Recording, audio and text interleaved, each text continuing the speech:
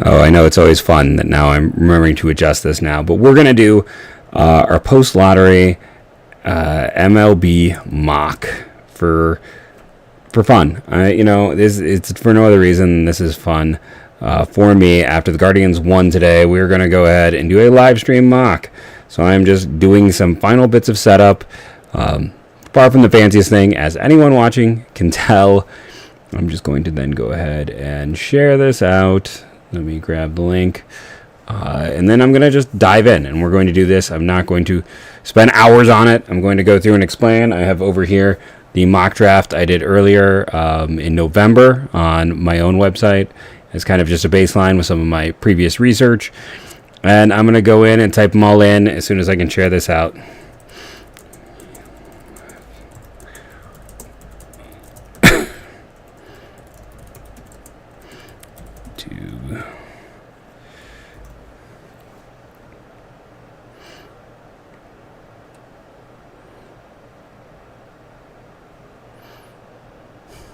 Okay, now that is all set up, let me check at this, close this out.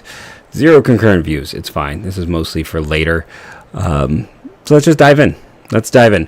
With the first pick in this year's MLB draft, who do I think the Cleveland Guardians are going to take? Is it a loaded question? No, it's, to me, I think there's one player that fits their style to a T, and that is, I'm going to try to say it correctly. Anyone who knows me knows that I do not know the best when it comes to pronunciation. It's my ADD mind struggles, but I believe it is Banzana, like banana, the second baseman from Oregon State. Why him here? One, Cleveland really values production in the Cape. He was the Cape MVP. 2, they have trusted that Oregon State program multiple times in the past. 3, he does not swing and miss. He does not chase. He fits their batted ball profile. Excellent athlete, up the middle. But the only thing is he's not super young for the class. He was a guy who was not that far from being a draft-eligible sophomore. But I think he is their type of hitter. I think he has a little more ceiling than Weatherholt and has a little more safety than Kurtz. And that's why I think he's the choice for the Guardians right here. So who do the Reds take? Last year was the year of the pitcher for them. They went with multiple pitchers in the draft. In my way too early mock for them, I believe I had them originally going with a pitcher at pick 13. I guess their pick 14 was Hagen Smith. I think this is a situation where Chase Burns is just head and shoulders above the rest of the class. And even though they do very well when it comes to developing pitchers, I think the Reds here would lead towards Burns because you have a pitcher with high ceiling. The gap between him and the next person is quite deep at that position. It's not a great pitching class. If you want pitching, you got to jump early. And I think he's just a situation where you're going to get a fast-moving, you look at who they took last year. You look at Rhett Lauder. You look at some of the other guys. Those aren't ace types. Ty Floyd, that was the other guy they took. Those are more mid-rotation. Chase Burns gives him that chance at a legitimate ace. And that's why Chase Burns, I think, is too good to pass on right here. So that sets up the Rockies at 3. And what are the Rockies like? Power. And Nick Kurtz has a chance to be Matt Olson. He is a player who is in play with the top overall pick, is number 1 on a lot of boards. And with him still being available at this point in the draft. Sorry, I'm just noticing there's an issue with the chat. Not that I expect a lot of chat in this. I'm seeing if there's anything I can do to fix it. But I think Nick Kurtz, in terms of value, in terms of power potential, he just makes sense. He is the next guy up the way I'm looking at this. I think he is the player that fits them more than Weatherholt, more than going prep here. I think Morolando and Griffin are the top 2 prep guys, but I don't know if either of them is necessarily as good as Walker Jenkins and Max Clark from a year ago. So I think you go with the college guys. You go with the guys who have produced and have some unreal data. And Nick Kurtz has hit the ball about as hard as anyone while getting on base as well as anyone. Offensively, it is the best profile in this draft. So that leaves the Athletics here to go with a up-the-middle player like J.J. Weatherholt, who probably second baseman, honestly, from It's West Virginia, right? Is that top of my head? This is where I get nervous that I'm going to say the wrong university. Yeah, West Virginia. And kind of like Banzani, maybe a little bit better of a hit tool, not as much power, but he's got 50 and 20 home run pop. Gets on base at an unbelievable rate. Great contact skills, ball to bat skills. These are the big four. In this year's class, you want to be in the top 4 picks. These are the 4 guys you are hoping to chase, and it makes sense for those 4 guys to go off the board in this exact order because that's who's there. These are the names. These are the guys to know. And, somebody could jump in, and there's certainly going to be changes before now in the draft. But I think if you're sitting here at this point in the draft, these are the guys that stand out. Now you got the White Sox at 5, who unfortunately are in a situation where now it opens up. Now things aren't quite as assured at this point in the draft. Missing out on one of the big 4 college guys. And the White Sox have gone prep. Last year they went college. Last year they kind of played it safe.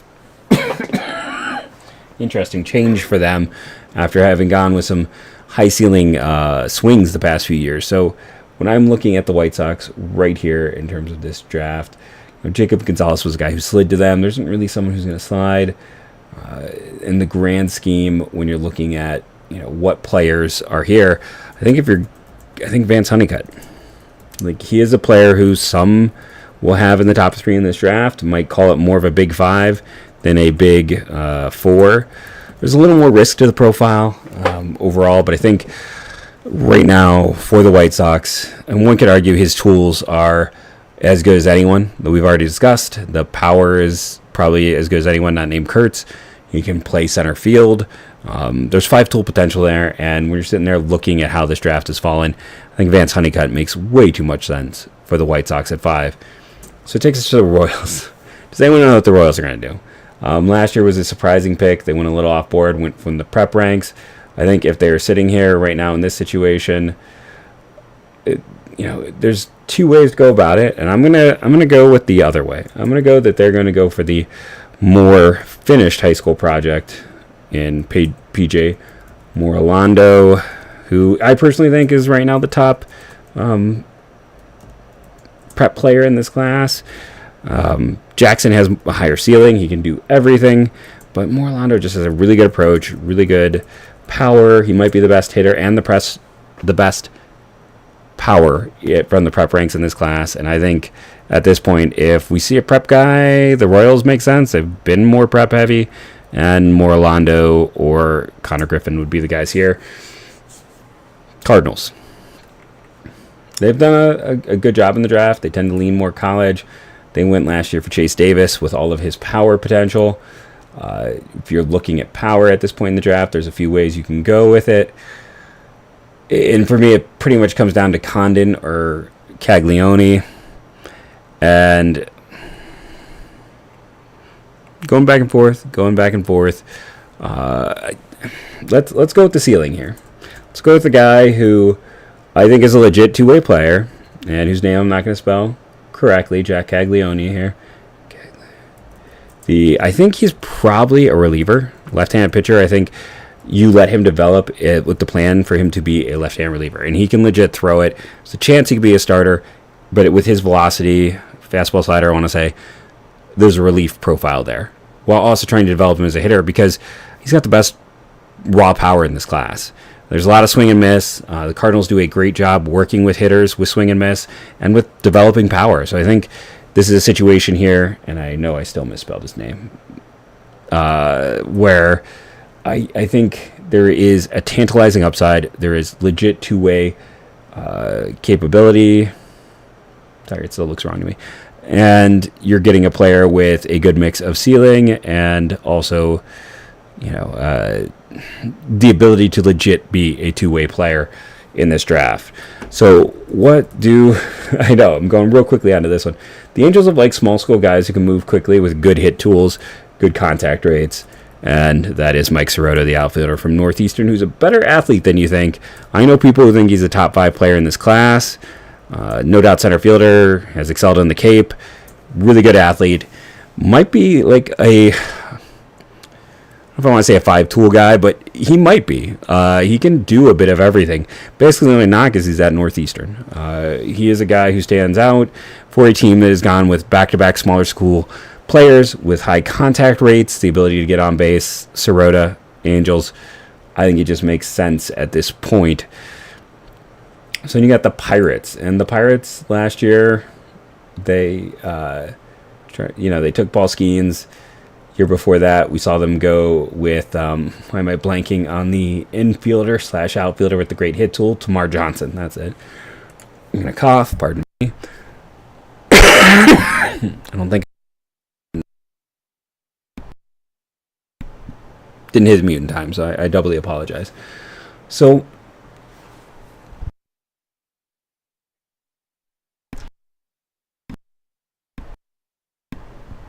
So I've already done 2 hours of podcasting today, so my voice is starting to feel a bit rough in that regard. So we're moving on to the Pirates.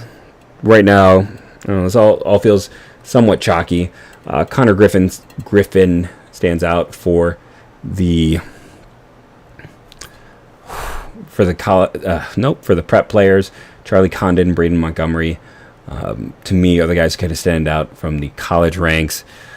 I feel like we're in this point where I think Charlie Condon is a name to pay attention to. Kind of came out of nowhere last year as a redshirt freshman and just dominated the SEC. One of those players who put up absolutely huge numbers. He's a huge kid. There's a lot of, power potential. The question is, can he play outfield? Is he just a first baseman? Low strikeout, got on base. Complete package, and if you're the Pirates and you're kind of moving towards a contention window, you might look at Condon as kind of the last of, or nearing the end of that kind of second tier of college bats. There's going to be those who maybe put him in the first tier. So I think it's just a value at this point in terms of players who can get there quickly. This sets up what do the Nationals do? They take sliding talent. They take a player who maybe they did not expect to be here. Even last year with Dylan Cruz, right? Like, he was supposed to be the first overall pick. He ended up getting to them. They've always been a team who likes sliding talent. If you've been a long-time listener, yes, I am not doing in this version the sleeper with every pick. I know I've done that in the past, but Connor Griffin, I sometimes want to call him Jackson. He's committed to Jackson, or plays for Jackson Prep, committed to LSU. Reclassified this year, big right-handed power. Tons of athleticism. Fits that Nationals mold of a high-ceiling prep player, but also fits their mold in terms of being a guy who maybe has slid a little. My way too early mock, I had him going second overall. He's still available here. I think he makes a lot of sense right now to the Nationals. They like sliding talent. They like high ceiling. If I didn't have him here, it probably would have been Brody Brecht. Brecht, it's just the command is so rough that I struggle with where he should go. Do I give him to the Tigers? It's Brecht or Montgomery. But they did go prep, and if I was going prep, it's a little, Caleb Bonmer or probably Cam Caminiti or Derek Curiel are kind of in this range for me. This is... So last year, they took Max Clark. So this is the first pick that's really got me going kind of back and forth. And that was a surprise. And I still can't believe a team passed on one of the big three from last year's class. That was a surprise. But after Max Clark, they went high school again with McGonigal, used that savings.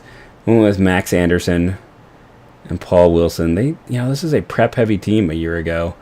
Part of me wants to almost flip this, but I'm going to have him... Listen, they're going to take the local kid. To me, he is the next hitter to pay attention to. He is a speed and power combo. He is a player who really showed up over the summer, not over the Cape, but kind of helped push his name up the map. A Michigan prep player, committed to Virginia, which is sometimes a hard commit to get players away from. I don't know what magic they have, but they always seem to get players out of there. But the local kid, if you're going to go prep, to me, he's the next prep bat. There's kind of a high three that I kind of look at right now, and he's the guy. So for a team that has been more prep heavy, Caleb Bonemer, who power speed combo right there. So Craig Breslow is now, bringing his thoughts and practices to the Boston Red Sox. Kind of a bit of a surprise hiring. Before coming to Boston, I'm pulling up, I can't remember where they brought him in from, so I'm just kind of pulling that up top of my head. I'm trying to remember his last stop was, so he's with the Cubs, and that's the only place he's ever been. And, the Cubs in recent years have been more college heavy. They're here. You trust yourself? Do you take Brody Brecht, who could be, in terms of stuff, the best pitcher in this class? I think it is just a current situation where I want to make sure I spelled his name correctly, because, again, ADD, dyslexic, spelling, not my thing. Brecht is probably a bit of a surprise that he's still here, but he's kind of a mess.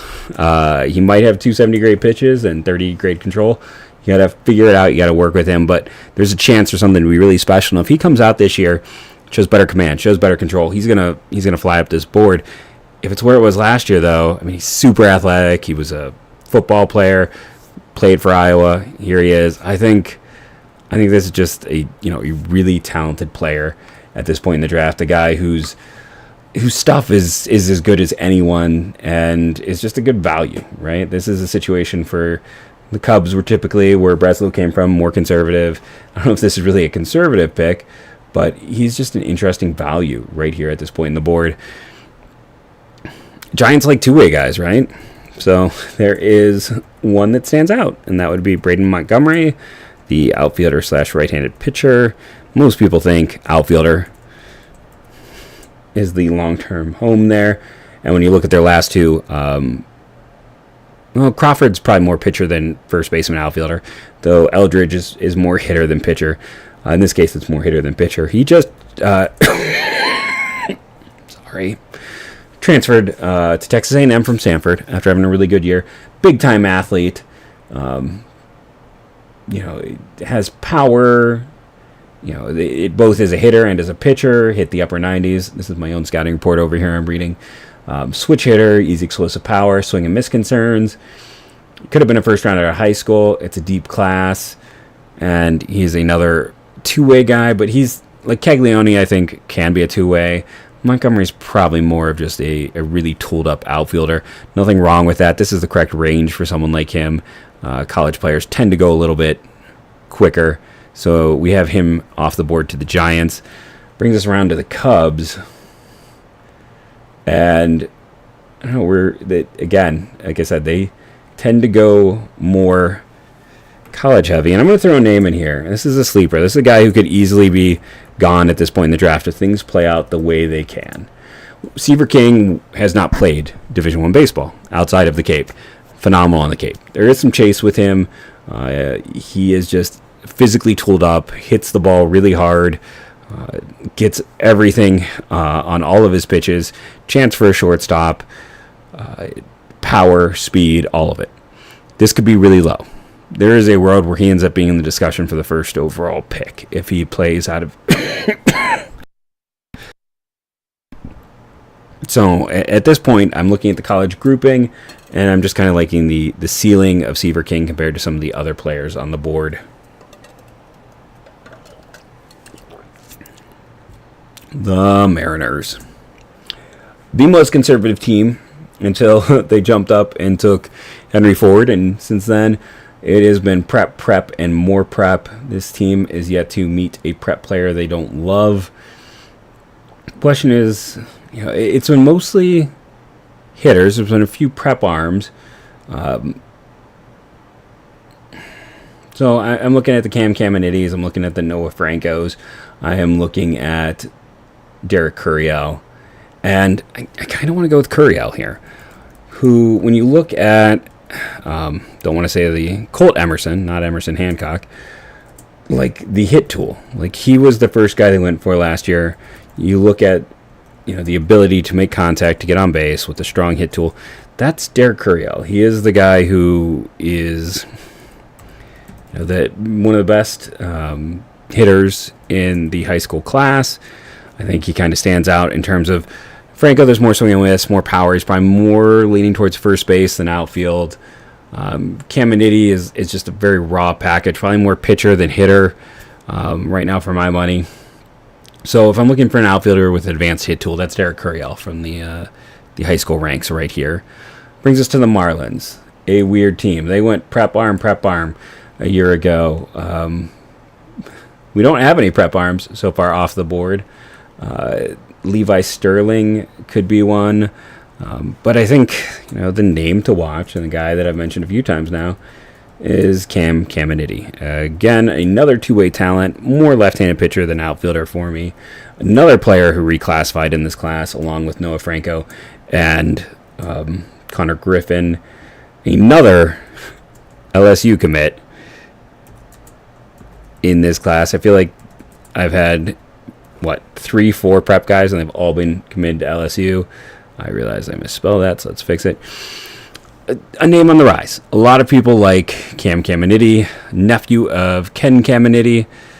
He's one of those players who the best is yet to come, which that's so dumb. For all of them, the best is yet to come. Listen, he's going to be someone who it almost feels like he's going to be higher in this, or he's not going to be in the first round at all. But if the Marlins want to go more prep pitching, and they like to go that way last year, and we haven't had a prep pitcher off the board, Levi Sterling, Ken Caminiti, Joey Oaks, those are kind of the guys in this range for me personally. So we'll go with the Bloodlines and the Extreme Youth. Brewers.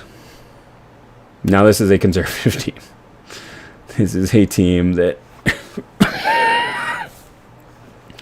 Now, they did have some fantastic prep picks a year ago. They had my favorite draft, as a matter of fact, in 2023. And that's in part because of guys like Eric Batoni and Cooper Pratt and saving and moving that money around and blanking on their day 3 pitcher. But they've been really good when it comes to finding...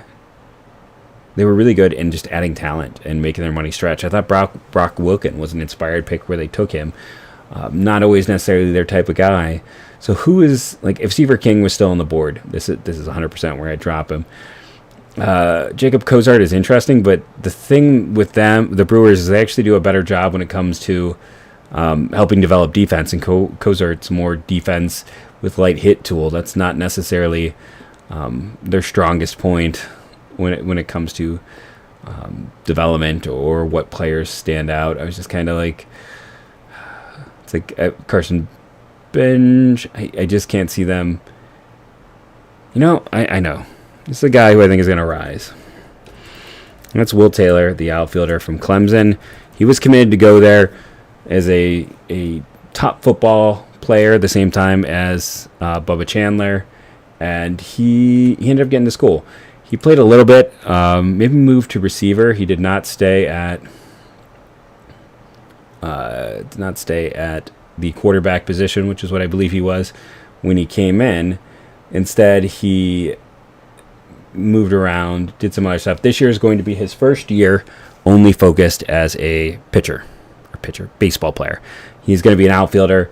I think he's, I just like the overall profile. I think he does a lot of things really well. I think he's coming into his own. I think he can be a plus hitter, plus defender. I'm not saying he's going to be a big power guy. I'm not saying he's going to be necessarily a top 10 pick, but he just has the contact and the athleticism that stand out to me at this point. And I think he is someone to pay attention to. I think he is someone that is going to be a riser throughout this season.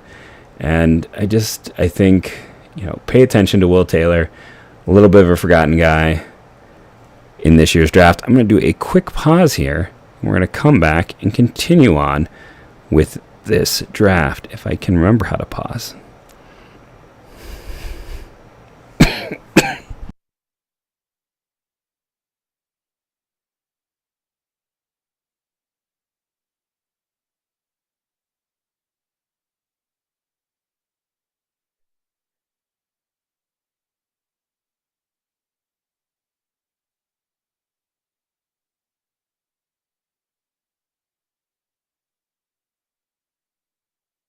Okay. So I can't pause it. So we're going to move on. The Rays. Rays took a sliding down a year ago when Brendan Taylor slid to them. When we're kind of looking at big names, I don't know if they're necessarily big game hunters. I don't even know if that's the right word I want to use. But this is a situation where in my way too early mock, let's see, I had the Rays taking Noah Franco, the prep player. Here's a lot of, but I also had them at 21 and not 18.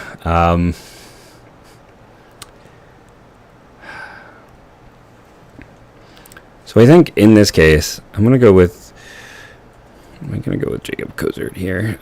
I'm debating Cozart. I'm debating Carson Benj. I'm debating some of the prep players as well. It's like, is Tommy White the guy here? It becomes a question. Are we kind of getting into his range? Really like Dakota Johnson a lot. Is another guy to pay attention to. Anthony Silva is a strong defender.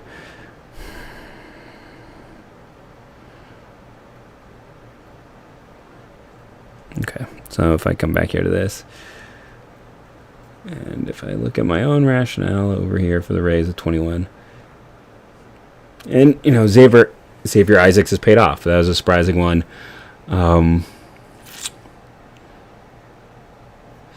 So I had Noah Franco going to them just basically on perceived value in the industry. So for the Rays, when it comes to, the one thing this team has done is struggled to develop catching. So we're going to go with Jacob Cozart, the catcher from NC State, is it? I'm going to have to go pull that up. Yep. Which has been Catcher U, a good program for developing catchers. Offensively, it's the question. Defensively, you're not as concerned. Apparently, I can't do numbers because I just skipped whoever's picking 19th when I was setting this up. It's late. Like I said, I just apparently decided I was going to leave the Mets out of this entirely. So if you're a Mets fan, sorry. I know it's been a rough day already. Mets at 19. So the Mets have done, I really like what they've done the last few years in the draft. But now David Stearns is there, and David Stearns' approach has been conservative early on. It's to go with often a safer profile, and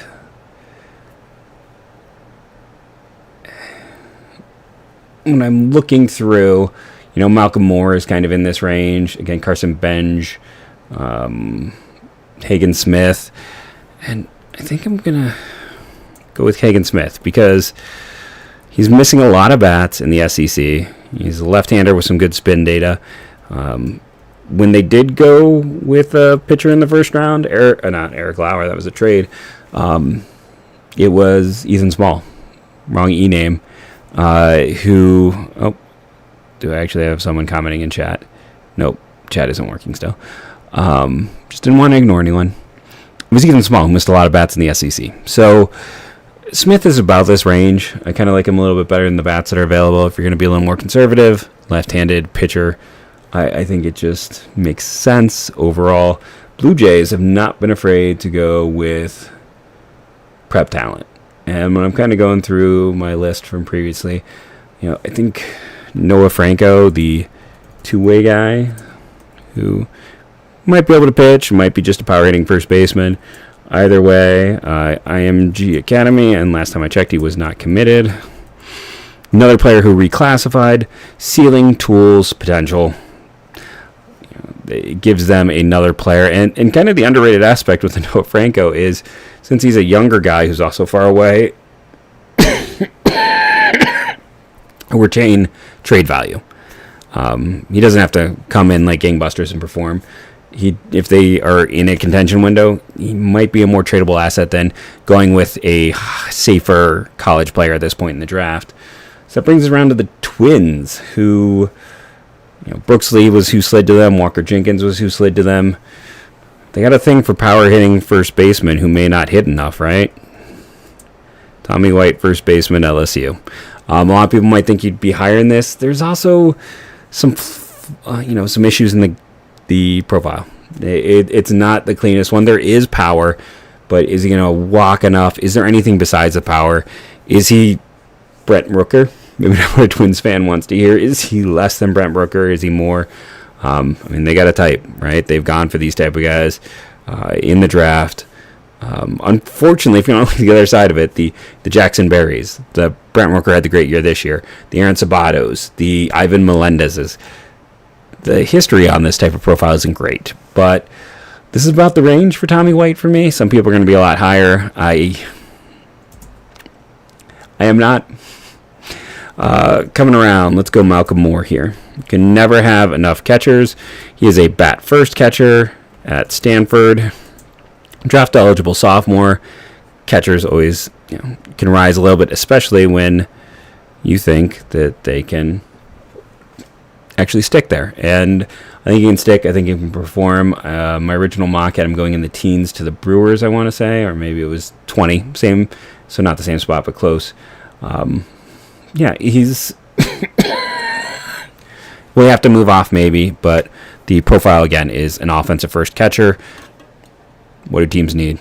Catchers. It's the biggest need in baseball. Just being average means you're better in most of the league.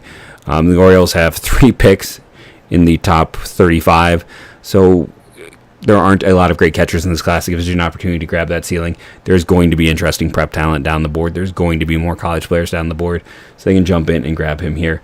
The Dodgers. Nobody knows what the Dodgers are going to do.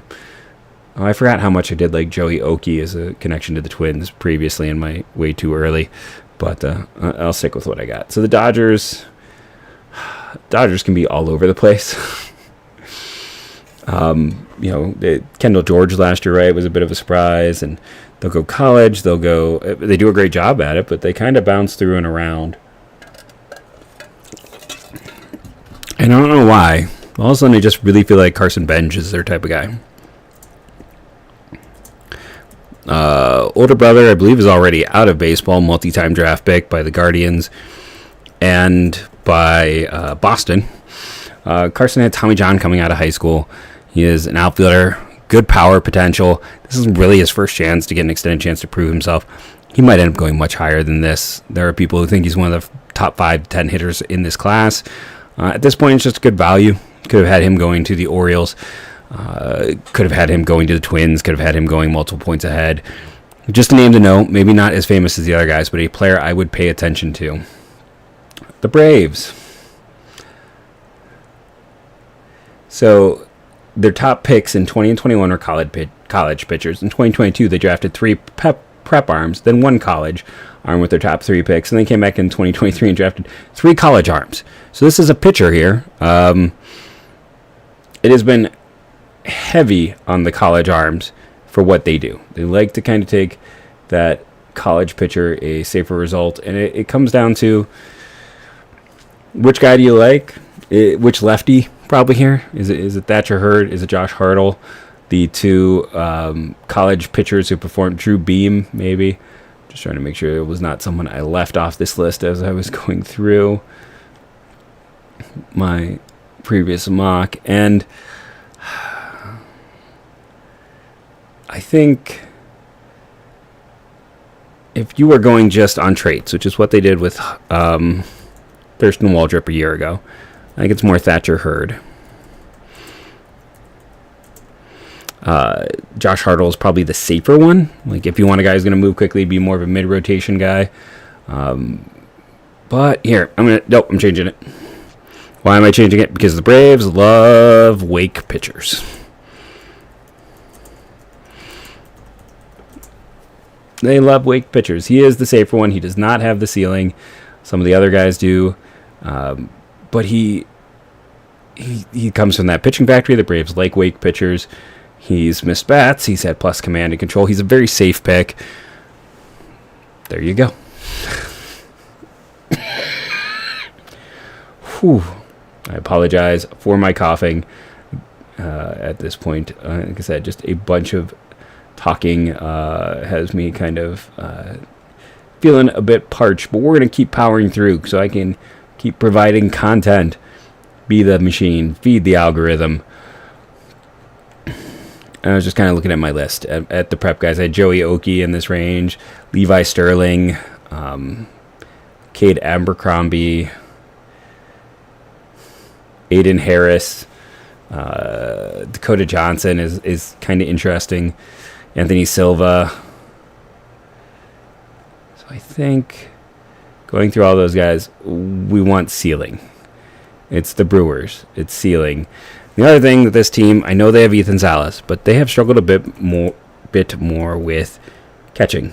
Think about, the Luis Torians and the Mejias, and we'll see if Campesino works out. But how many big name catchers have come through that system?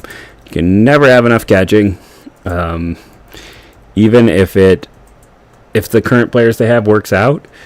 See, I'm auto defaulting to committed to LSU because it's been so many.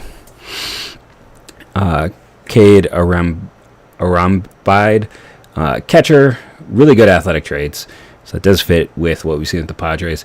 You can never have enough catchers. 6'4", so he's a little bit big, honestly, for a catch. Or no, never mind. I'm looking at the wrong one. I apologize for that. I was looking at my Sterling write-up instead of my Cade Arambide write-up, which is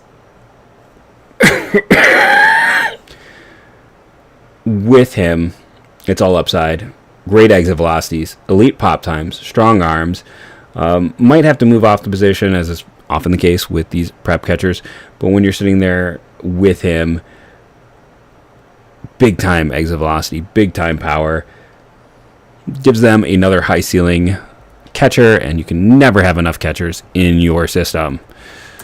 New York Yankees have been a little more, most years, conservative. One of the most conservative teams. I know Volpe worked out for them, we can debate how much he worked out for them. They did go prep last year. George Lombard. They do seem to favor bloodlines a little bit more of late. At this point in the draft, if I am kind of looking at some of those bloodlines, there is a name or two that kind of stands out to me. I just want to double check that I didn't miss anyone. I said typically more conservative.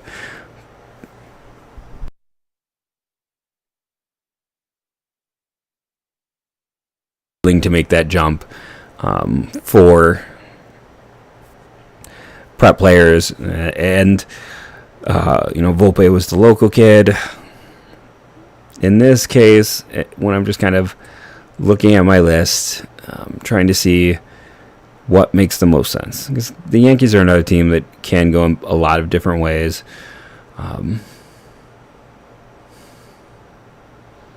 This isn't one of those I've slowed down, right? A few of these picks have made me kind of stop and go, who's the guy here?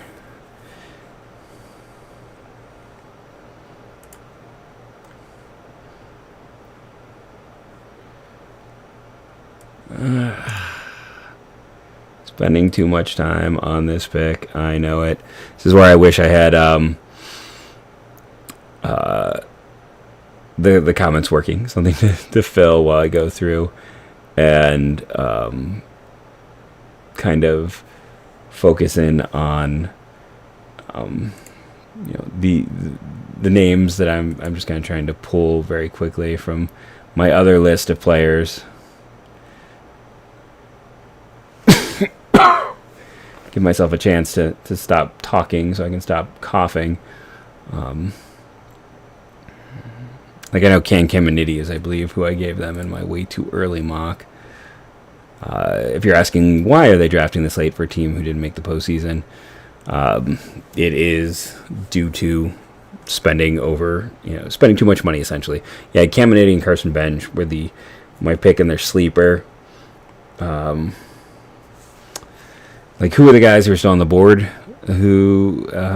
Thatcher Hurd is someone who I previously, Cam Smith, Joey Oakey, Levi Sterling. Those are the guys who have not come off, who I had previously on at this point.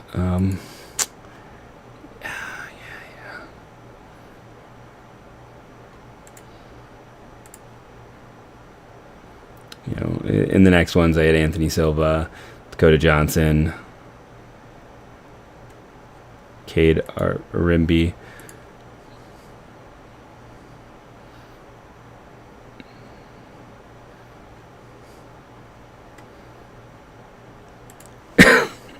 Spending way too much time on this. It's the Yanks. They like college players. It is a college-heavy class. So you would think they would lean into the college heaviness of it all.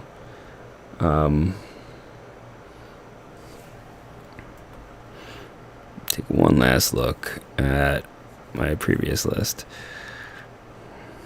I almost feel like if they're going to go college, though, they might go more for a pitcher. And I guess the top pitcher then is Thatcher Hurd here.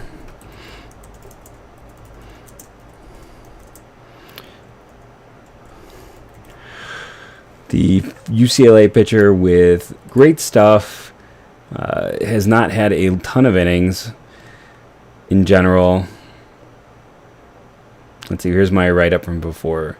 He got a little lost in star power to CU. He showed he could be in a more central role, and this year will be in a more central role, and his name to jump up boards. Command and control issues that got better as the year went on. Great stuff. Fantastic slider plus fastball. 4 usable pitches. Yankees are doing a really good job with pitcher development in general. This is a stuff over polish situation. Phillies. So I had them going prep. History there here is athletic outfielders or big, hard-throwing pitchers. And let's go with the pitcher. Let's go with Joey Oki, who I've mentioned a few times, who is, from the same high school as Brody Brecht, who we talked about previously. Another big athletic kid, very raw. Get a chance, come into Iowa, get a chance to develop him. I thought that, looking when I wrote about with the Twins, how they got him with Chase Petty a few years ago, that Oki is another guy who's a two-way player, is a shortstop, but he's a pitcher all the way. Sits mid-90s, commands his pitches, might have the best prep slider in this class in terms of spin rate. Could be a top prep pitcher due to growth potential, pitchability, and current stuff. He hasn't had as many reps, but high ceiling. So, yeah, if you want a high ceiling, mid-90s, big, athletic, like the Phillies like, hey, makes sense there. Astros. Dakota Johnson. The outfielder. I don't want to say the wrong school and get myself in trouble if I name him for a school that he is a rival of. This is one that I'm keeping. It's Mississippi State from my way too early mock for a lot of the reasons that they liked Bryce Matthews a year ago. This is another player kind of in that mode. They went heavy college last year. Speed, power, swing and miss concerns, great batted ball data. Just the physical skills are huge with him. It's definitely power over hit, but big-time exit velocities, big-time power. A lot of things they might have liked about Bryce Matthews make sense in this situation here with this pick. The D-backs, I thought for years they drafted super-duper well. When they went with ceiling, they had some picks where they started to go a little more conservative. Last year with their selection, they took Tommy Troy, who was just a good value pick at that point in the draft. Just speaking of guys who kind of stand out for value.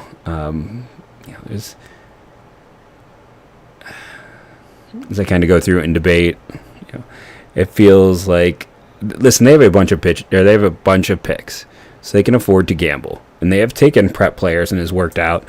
I think Levi Sterling is just too good right now. I think it is a situation. So I'm not the biggest advocate for going with prep pitching, but if there's a situation to definitely do it, it's here, where you have 3 picks in the next 6, and arguably maybe the top prep arm is still on the board. 6'4" right-hander, good athlete, some late growth based on the fact that I saw varying heights listed for him.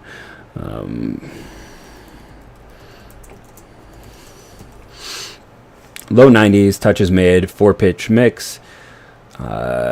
And he's not going to be 18 until next September. So he's a guy who fits models. You're betting on ceiling, you're betting on upside, you're betting on what you can develop and see with him with this selection. And it's just, again, it fits. If they want to go for a little more ceiling, they've got some picks to play around with. Why not? Why not go with Sterling here? They should have the money to get it done. And Texas Rangers. With this selection, they've gone a little more college of late, a little more safety. If I'm just looking at my own personal board in terms of the college group at this point, Cam Smith is someone who had a really good cape, who I like. Trey Yusevich of ECU is a pitcher that's going to go in these next few. Anthony Silva is a no-doubt shortstop who I think is going to have a lot of fans.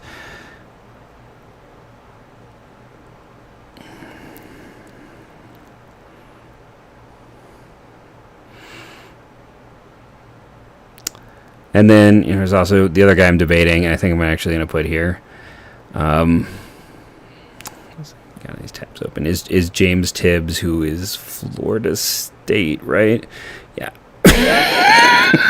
James Tibbs crushed baseballs on the Cape this year. Too much talking. That's what my voice is telling me. But James Tibbs, maybe James Tibbs III, crushed a lot of baseballs, good physical tools, a player on the rise. Listen, power is always hard to come by. I know they have a lot of outfielders. You're betting on the bat. There's questions if maybe he's a first baseman. He has to cut down on swing and swing and miss. He walks at a high percentage.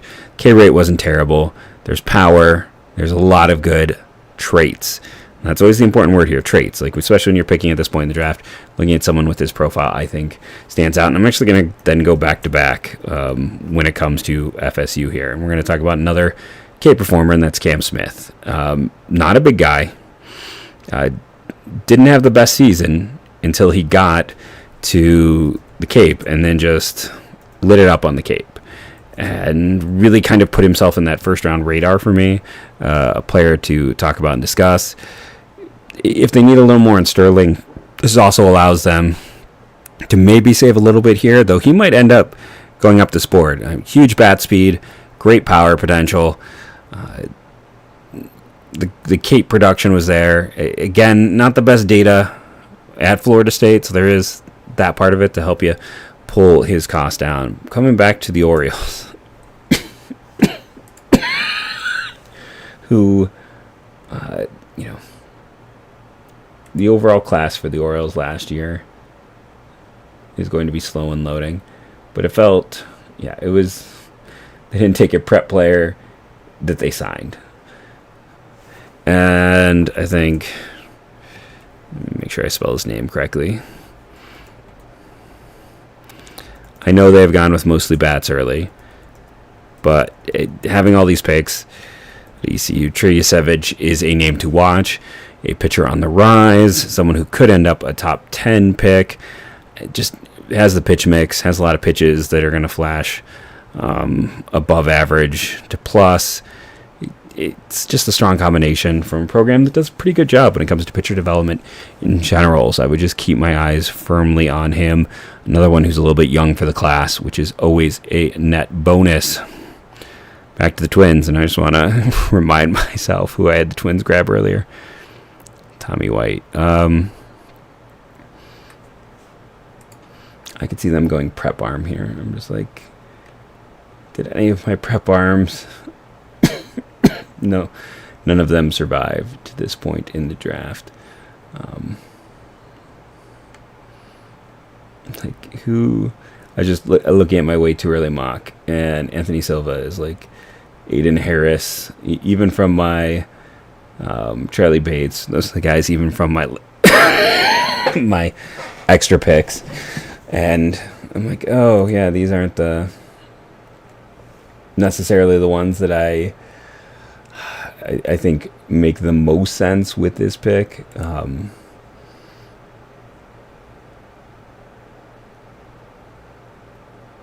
Just kind of pulling up my overall, just the list of names.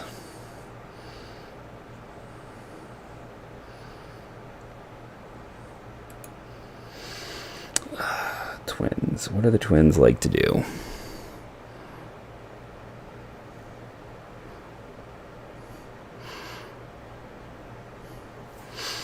Well, just go ahead and pull back on what they did a year ago.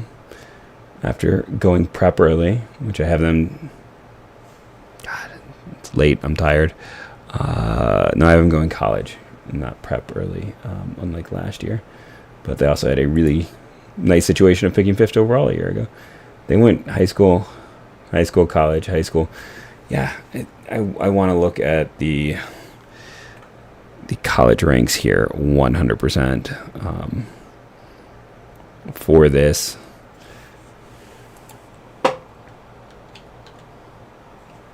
Pull up my list.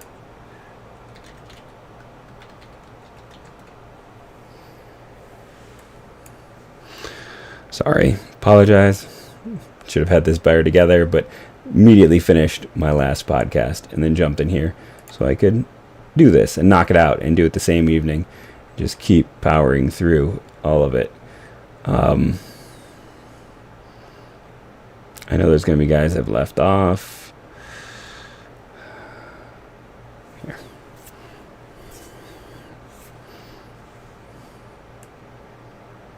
One of those names that keeps coming up is Owen Pano. I mean, Charlie Bates is the guy I kind of debated here. He's got a little bit more, maybe a little bit better of an athlete, young for the class, bigger kid. He is he at Poughkeepsie? No, Roy C. Ketchum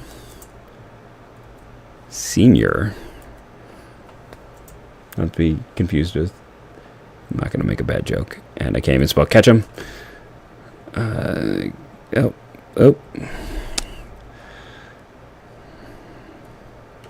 High school in New York. He's committed to Ole Miss. A guy who has a ton of fans. Like, top 10 prep player, shortstop outfielder, good athletic traits and tools, young for the class, runs well, hits for power, has some good exit velocity numbers, does a bit of everything. Could be someone who goes higher than this. You know, there is a very good chance of that. Going back to the Orioles, I'm always going to lean college with this team. So when I'm just kind of going through and looking at the college names who are left, who are the guys that have had some discussion, and one thing they've liked to do is collect shortstops and defensive ones. Joey Ortiz, they still haven't figured out exactly what to do. Silva is a player who's on a lot of boards, a lot of eyes as a top defender at short. Has performed admirably well as a freshman. Maybe not a guy who has any distinctive tool, but he more than some of his parts. He should be able to be like a league average or shortstop. He's not the sexiest pick, but there's a pathway to him being a successful big leaguer. Back to the D-backs. Great. See, this is why one can make the case the Guardians, D-backs, and the Orioles are the biggest team in this draft, because they have so many parts and pieces and ways to kind of dive in and attack this draft overall. And when I'm just kind of going through the next kind of tier or group of players, for a lot of the reasons that I'm going to go with Charlie Bates, who I mentioned, who's Palo Alto high school, I believe committed to Stanford, because why wouldn't you be if you were right there? It feels like they typically are able to get the guys in their own backyard. Yeah. Great defender, no doubt shortstop. One of those guys, the California prep ranks, there always seems to be like Mikey Romero and other ones. So these guys always jump up boards. And well thought of shortstop. shortstops rise to the quarterback of the MLB draft. There's some Matt McLean there to me, who was someone they drafted out of high school, and then he decided he wanted to go to college, much to not to the Diamondbacks' advantage. Imagine adding Matt McLean to that lineup.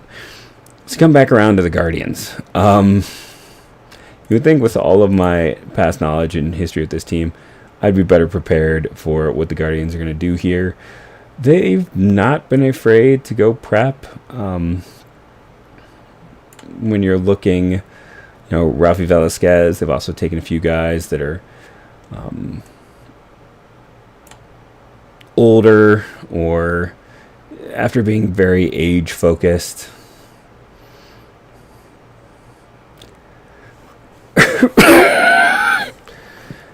Cleveland, it's an odd situation here. I probably would have considered Yusevich, honestly, if I hadn't already moved off of him. Would they, Okay. This is a weird one. Gage Jump hasn't really pitched. Started out UCLA. Cody Schreier is a guy they really liked, so I would also keep my eyes on him. I'm trying to remember how much Gage Jump he didn't pitch last year. He's had some injuries. He's way undersized, but the Guardians have not cared as much about size. So when I'm just kind of looking through names and players, he had 16 innings in 2022.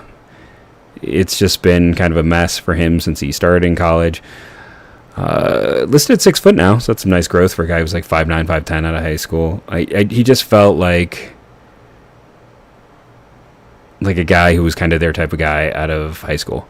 And now that it's a few years later, he's going to a program that's done well with such things. I just think he's a name to watch. And, his former college teammate Cody Schreier as well with that selection. Let's throw the Pirates maybe decide to go prep here, try to go big or go home. Kind of feel like one of the guys to watch.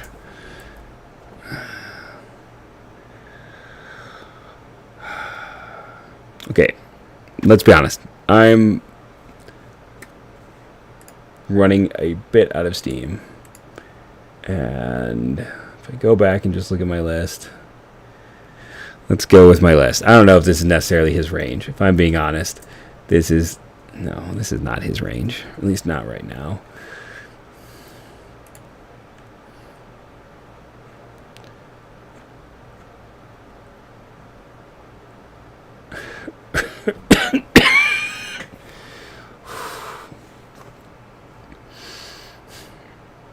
Part of me wants to play Slade Caldwell here, even though I don't know if he's the guy.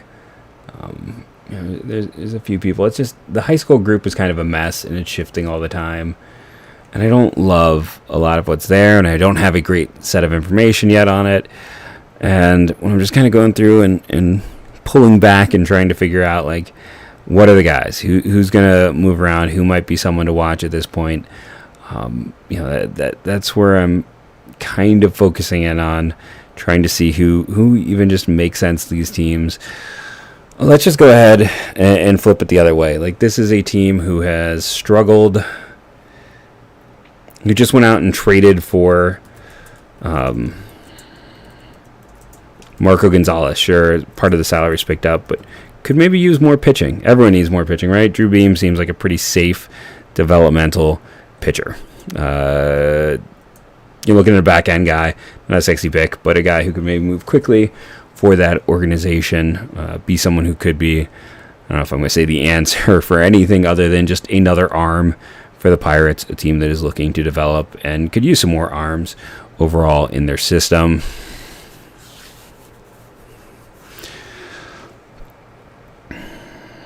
Now, I kind of feel like it's a similar story as we move on to the next team on this list.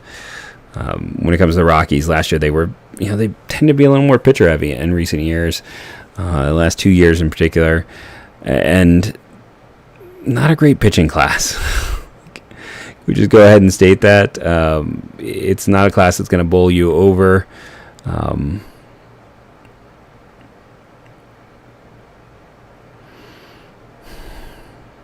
So let's go with the unusual selection. And that would be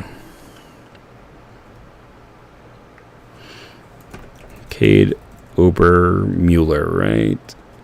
Who is a sinker ball pitcher from Iowa, a lefty. I know sinker balls don't always sink as well there, but then Colorado also likes guys who can, get a ball down. Harder to hit far. 2 Iowa pitchers, 3 Iowa players from the state in the first round is not what I expected, but yeah, that's I think he could be a player. He's a safer back end type, right? Could be a savings guy, just a way to figure things out. Like I said, right now, I'm the first to admit I'm a little out of my depth. A lot of these guys at the back end, it's like I have 2 notes on my personal sheet about them because it's early for me. I know for many it's not, but it's kind of early in my working through process. So last year at the Royals, we had a new front office in their first draft. They went high school, college, high school. They were very, very prep focused. So of course I had them go ahead and take a prep player with their first selection. When I'm coming back around to see who was left from my prep grouping, I very much have it picked over. This is a team that has struggled with developing pitching. So let's instead look at a infielder or an outfielder. Let's look at bats. Let's see what they're gonna do. And I'm gonna be lazy and end it with a guy who's like not quite in my backyard, but just about, and that's JD Dix. Man, can't spell. And he is probably more of a second baseman if we're being honest, from Whitefish Bay High School,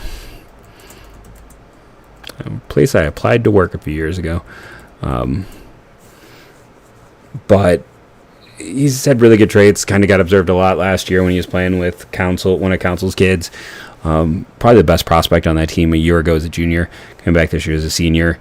Thanks for sticking with me. 39 picks, about 4 hours of broadcasting in total later. This will get cleaner as it goes. Still a work in progress. I just wanted to keep the tradition going. Something fun for me to do. I appreciate anyone who jumped in and joined. But this was me doing 39 picks on the fly. Remember to subscribe if you like it. Sometimes it's video game stuff. Sometimes it's baseball stuff. It's just the stuff I like. And I like everyone who joined me. Again, thank you all. Have a great evening.